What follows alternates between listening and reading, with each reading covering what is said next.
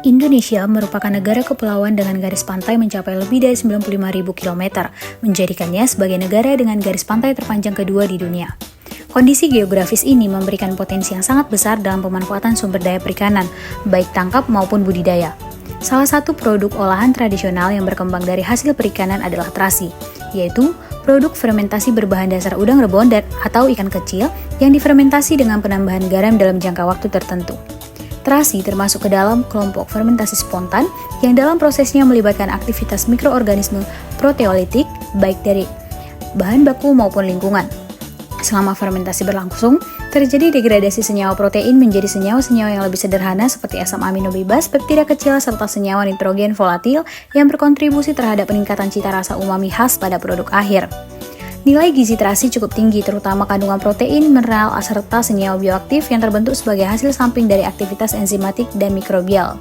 Meski demikian, mutu terasi sangat bergantung pada berbagai parameter produksi. Dalam praktiknya, pembuatan terasi di skala rumah tangga atau industri kecil umumnya masih dilakukan secara konvensional, tanpa kontrol proses yang ketat. Oleh karena itu, penting dilakukan kajian ilmiah untuk memahami dinamika proses fermentasi pada pembuatan terasi.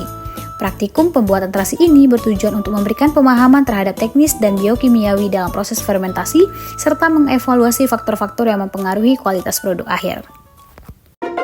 Alat dan bahan. Udang, garam, gesek, tasik peti, nangka, baskom, otak.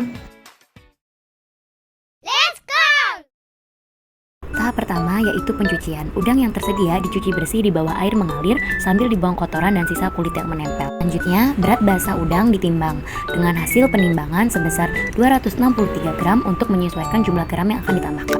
Udang kemudian dikeringkan menggunakan oven selama beberapa menit hingga setengah kering untuk mengurangi kadar airnya yang terkandung di dalam udang tersebut. Setelah udang setengah kering, udang tersebut dihaluskan hingga bertekstur setengah halus yang kemudian dipadati dengan cara dipipihkan. Setelah udang dipipihkan, kemudian udang dijemur kembali untuk menghilangkan kadar airnya sampai benar-benar hilang. Setelah melewati tahap penjemuran kedua, udang yang benar-benar tidak mengandung air tersebut dihaluskan kembali sampai teksturnya benar-benar halus. Setelah udang dihaluskan, dilakukan penimbangan berat kering, di mana diperoleh berat kering yaitu sebesar 62 gram. Setelah melewati tahap fermentasi, yaitu tahap 2 kali penjemuran, olahan udang tersebut bisa kita sebut sebagai terasi, yang kemudian ditambahkan garam serta dihaluskan menggunakan mortar. Setelah didapati tekstur terasi yang benar-benar halus, kemudian terasi tersebut dipadatkan sesuai dengan bentuk yang diinginkan. Lalu, setelah dipadati, terasi tersebut dilapisi dengan kertas roti yang berfungsi sebagai pembungkus dari terasi tersebut sampai benar-benar rapat dalam keadaan tertutup, yang kemudian didiamkan beberapa saat sebelum dilakukan uji organoleptik. Hasil uji organoleptik yang sudah kami lakukan terhadap 10 panelis yang berasal dari program studi pendidikan fisika, jurusan Fisika dan Pelajaran IPA, Universitas Pendidikan Ganesha, diperoleh rata skor rasa itu sebesar 5, aroma sebesar 4,86, tekstur sebesar 4,8, dan warna sebesar 4,93. Hasil uji organoleptik itu menunjukkan jika keseluruhan parameter organoleptik yang diujikan berada pada rentang 4,8 hingga 5, yang dimana skor ini itu mendekati kriteria penilaian agak suka berdasarkan skala hedonik 7 poin yang digunakan. Nah, hal ini menandakan jika terasi udang yang telah dihasilkan itu dapat diterima oleh para panelis baik dari segi rasa, aroma, tekstur, dan warna pada terasi.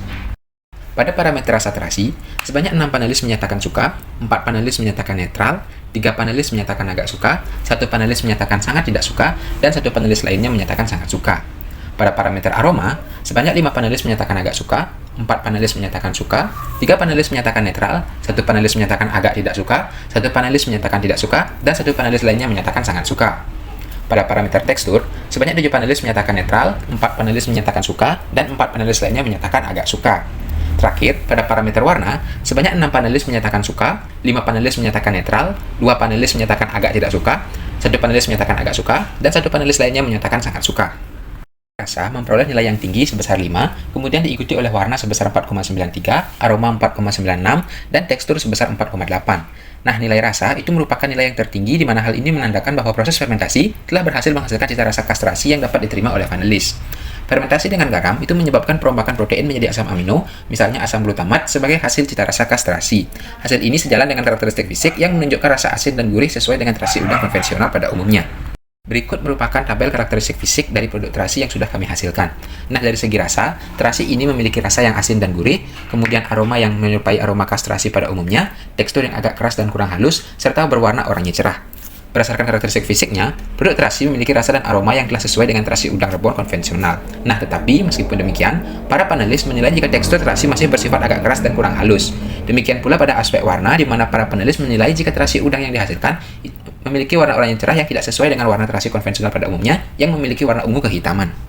Pada karakteristik rasa dan aroma, terasi yang dihasilkan memiliki rasa dan aroma yang mirip dengan terasi udang rebon konvensional pada umumnya. Nah, dari segi rasa, itu memperoleh penilaian tertinggi dari panelis dengan skor 5 yang menandakan bahwa adanya penerimaan yang baik terhadap rasa terasi. Berdasarkan karakteristik teksturnya, tekstur terasi dinilai oleh panelis masih agak keras dan kurang halus. Nah, yang dimana nilai tekstur itu berada pada urutan terakhir atau urutan terkecil dengan skor sebesar 4,8. Hal ini menunjukkan adanya aspek yang masih perlu ditingkatkan. Berikutnya, pada karakteristik warna terasi yang memiliki warna oranye cerah itu tidak sesuai dengan standar warna terasi pada umumnya, yang memiliki warna ungu kehitaman atau merah kehitaman. Nah, meskipun demikian, dari segi warna, ini mendapatkan penilaian yang cukup tinggi, yakni sebesar 4,93. Berdasarkan karakteristik aromanya, aroma terasi mendekati terasi konvensional dengan skor sebesar 4,86. Hal ini menunjukkan jika hasil fermentasi yang berlangsung dalam proses pembuatan terasi itu cukup berhasil dalam menghasilkan aroma khas terasi yang seharusnya.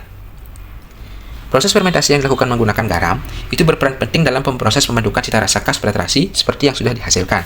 Nah, yang dimana peristiwa perombakan protein selama fermentasi itu akan menghasilkan asam amino seperti asam glutamat yang dapat memberikan rasa gurih dan rasa khas pada terasi sehingga dihasilkan terasi dengan penilaian organoleptik yang cukup tinggi.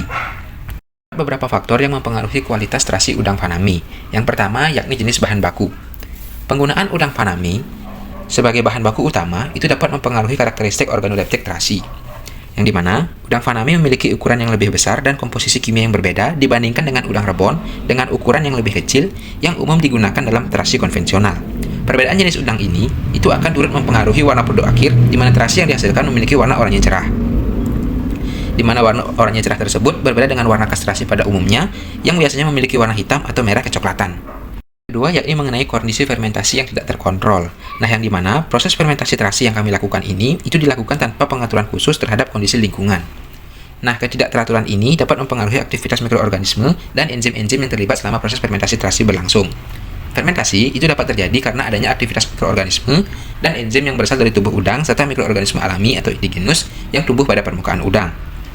Beberapa faktor seperti lingkungan, seperti suhu, kelembaban, dan pH yang tidak terkontrol itu dapat menyebabkan variasi dalam kualitas produk terakhir dari terasi yang kami hasilkan.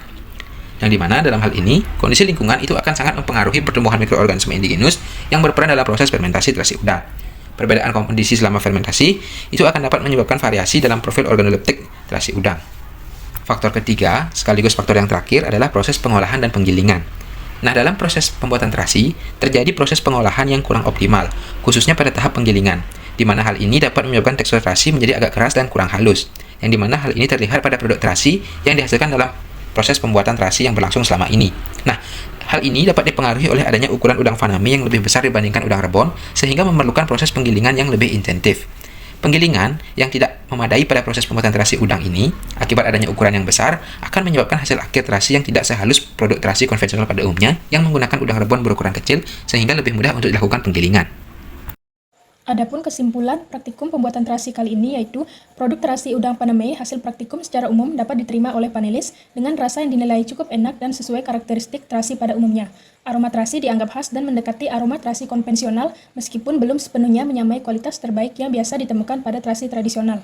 Dari segi tekstur, terasi yang dihasilkan masih terasa agak keras dan kurang halus dibandingkan terasi konvensional yang biasanya lebih padat dan homogen. Hal ini kemungkinan dipengaruhi oleh ukuran udang Paname yang lebih besar serta proses penggilingan yang belum optimal.